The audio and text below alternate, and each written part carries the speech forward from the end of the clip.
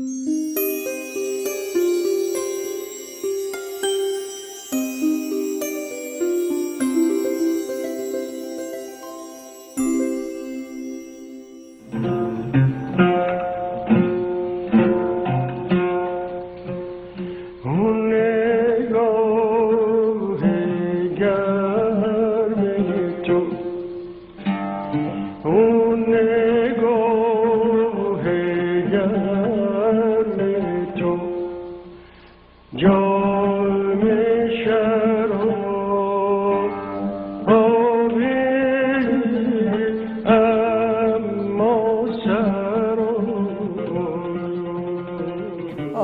نگاه مست تو.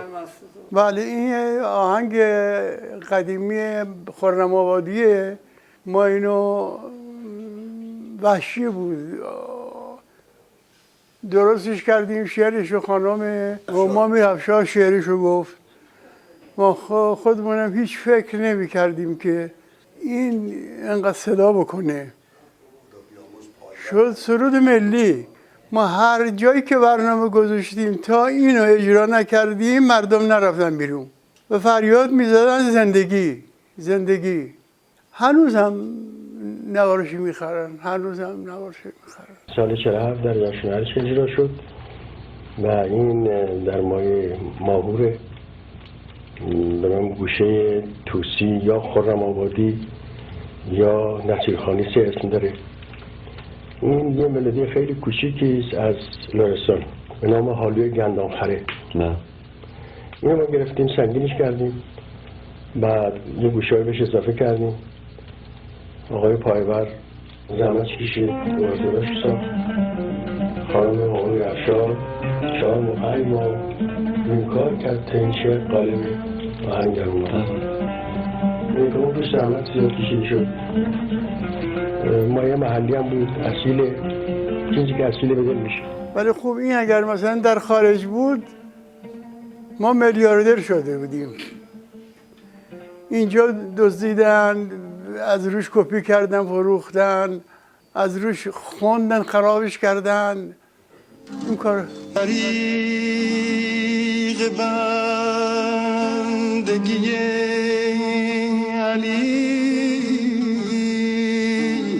در مطلب حضرت علی من 2 تا 3 تا خوندم.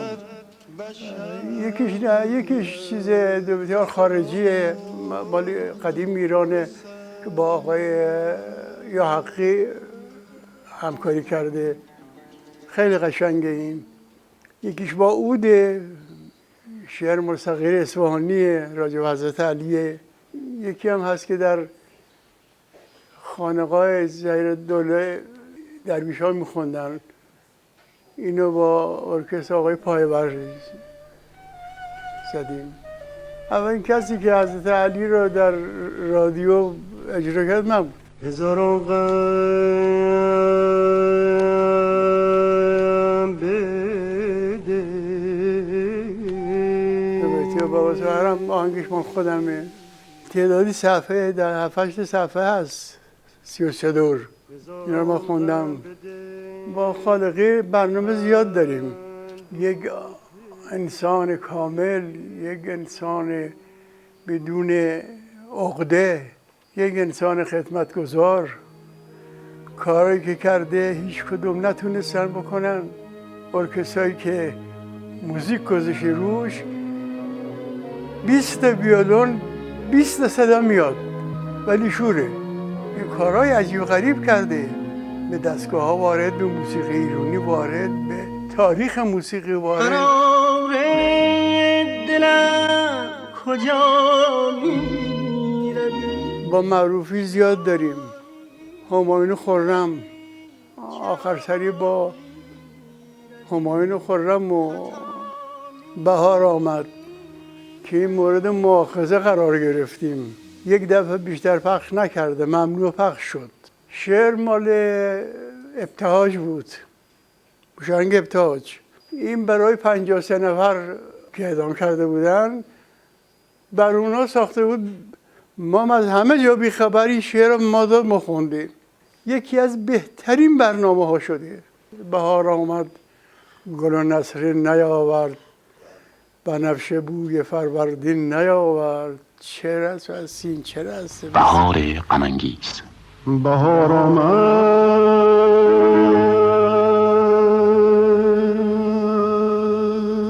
بهار آمد. با آقای پایور برنامه زیاد داریم، برنامه‌های خارج از رادیوست. یه چند تا هست که مال گلهاست و هم خوندیم. بقیه کنسرت هاییست که در خارج از ایران و در ایران دادیم، با ایشون همکاری کردیم. اینم مرد فوق‌العاده‌ای بود، تک بود. نه حیف میشه، حیف شد. واقعا استاد بود. به چند تا از آهنگای من رو چیز کرد، تنظیم کرد.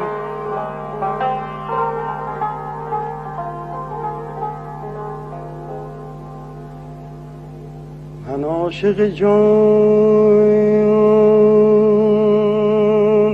بازم،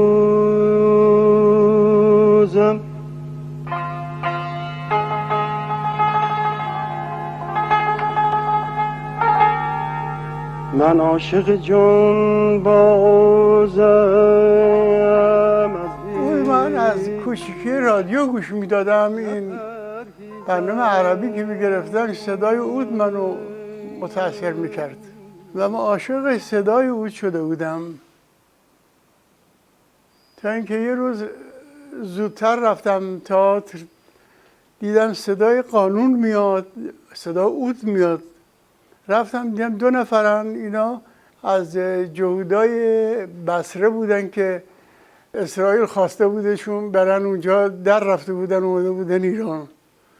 یکیش استاد قانون بود، فوق‌العاده بود کارش. عودم میزد. من عود برداشتم، یه نگاهی کردم، گذاشتم زمین. خدا بیامرز تهران تصادف کرد، خیابون زیر ماشینش کردن، مرد. رفت از خونه یه عود برا من آورد و شروع کرد با من کار کردن. آقایی بود به نام خضوری. با این مقداری کار کردیم، ما رو راه انداخت و بعد من سنتور میزدم. 12 سال سنتور میزدم تو تئاتر. سنتور گذاشتم کنار، رفتم به طرف عود و خب الحمدلله به یاری خدا موفق شدم و تا آخرین روزم در رادیو من عودم همراهم بود که الان متاسفانه از دست درد اینو نمیتونم، دستم یاری نمیکنه بزنم. عود من هوای گرم، بر دل ناشاد من شادی نمیبخشه. حالا گفتم که من عاشق صدای عود بودم و تو سازهام هیچ کدوم هماهنگی با آواز غیر از عود نداره. این صدای تو دماغی بم عود خود نای انسانه، وقتی با هم جور میشه فوق‌العاده در میاد. اینه که نوازنده هم خدا رحمتشون کنه، از یه تیکه بزنم مثلا من بخونم، یه انقدر 4 مضراب میزد که مثلا یادم میرفت اصلا برنامه چی بود. این بود که گفتم خودم دیگه کلا سر خودم که نمیذارم، که خودم میتونم خودم بخونم، منت کسی هم نمیکشم. خیلی بهتر در میاد، یه چیز تازه است.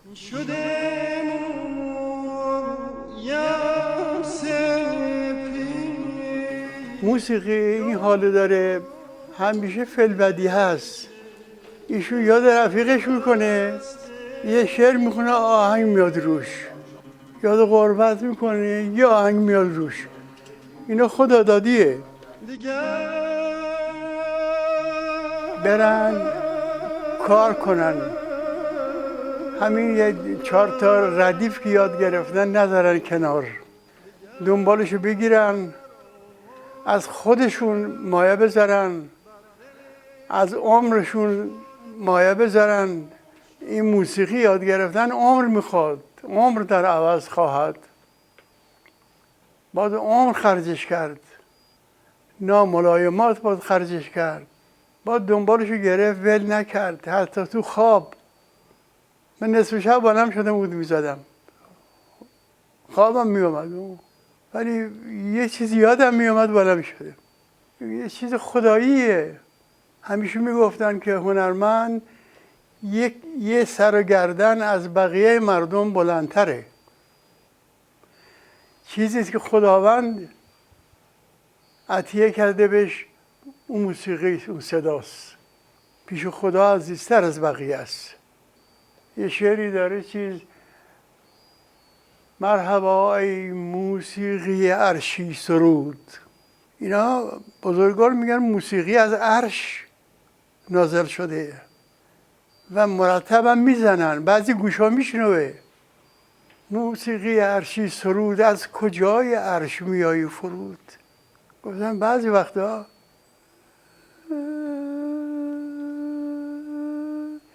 یه صدایی که بشنیدی نشنیدی از ته حلق میاد بیرون و دنبالش من میگیرم. همین صدای عرشیه که بعضی گوشا میشنوه. اینا خدادادیه. اکثر اینجوری، اکثر آهنگسازا الهام میشه بهشون. والا الان کلاس خیلی باز شده. مثلا آقا میره کلاس 3-4 تا گوشه یاد میگیره، آواز یاد میگیره، میاد بیرون میره کلاس باز میکنه. نمیشه. باید این دریا رو طی کنی. تو چجوری درس میدی تو؟ اینا اینجوری هر دنبیل شده. چیز خوب بود، یه کاری کرد شجریان، اکثر اساتیدی که بودن رفت پلوشون گوشه ها رو یاد گرفت. این کلاسش بد نبود، ولی عیبی که داشت همه مثل هم بودن، همه یه جور میخوندن مثل هم. نمیشد تشخیص دادین کیه. سبک با خود انسان به وجود میاد. اونجوری که تقلیدی میخونن اون سبک نیست. سبک خریدنی و چیز نیست. سبک باید در وجود شخص باشه. من وقتی رفتم پلو مرتاش، من ادیب بودم. وقتی میخوندم ادیب بود، درست صدای ادیب بود. مرتاش گفت نشد، خودت باش، خودت باش. تازه خیلی هم که مثل ادیب بخونی مثل اون نیستی. اون یه مشخصاتی داره برای مخصوص خودش. تقلید نکن. برودم خدا موفقیت، برخورد با مردم. وقتی تلفن بکنه قسم میده که برنامه رو قطع نکنی فلان، اینا این واقعا دلگرمیه. من نامه‌هاشو دارم خیلی که همین اود من خداحافظ نامه‌هایی نوشتن، تو رو خداحافظی نکن فلان نکن. اینا مردم پشتیبان بودن. استاد عبدالوهاب شهیدی.